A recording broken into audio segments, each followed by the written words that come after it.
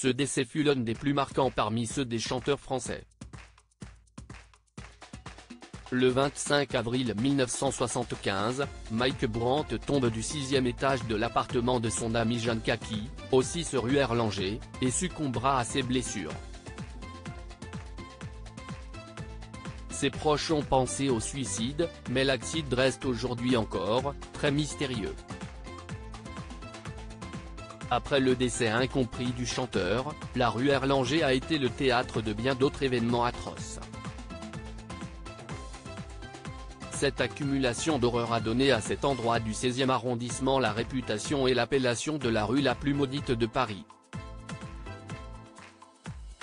Deux autres affaires sordides ont également eu lieu dans la rue Erlanger quelques années après le décès de l'interprète de Laisse-moi t'aimer. En 1981, une nouvelle affaire vient ébranler le calme de la rue Erlanger.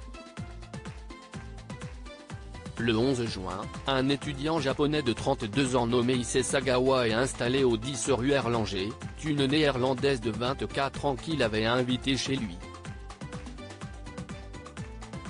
Si l'acte du crime en lui-même est déjà suffisamment horrible et condamnable, le pire reste à venir. Après avoir tué la jeune femme à l'aide d'une arme à feu, le japonais l'a par la suite dépecée puis a mangé sa chair. Depuis ce jour, l'homme est connu sous le nom du japonais cannibale mais n'a pas été déclaré responsable de ses actes et a été libéré après un non-lieu. Celui-ci a par la suite été extradé au Japon.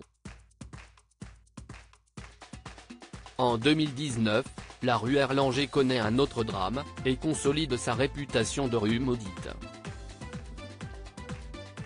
Dans la nuit du 4 au 5 février, une femme ivre et psychotique de 40 ans faisait énormément de bruit, et a été réprimandée par son voisin.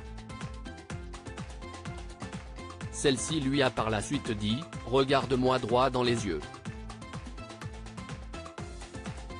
Toi qui aimes les flammes, ça va te faire tout drôle quand ça va exploser. »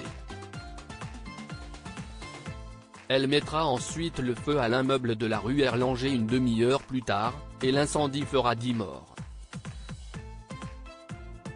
Ces trois drames, à la nature totalement différente mais toutefois aussi horrible, a ainsi donné à la rue Erlanger sa réputation de rue maudite.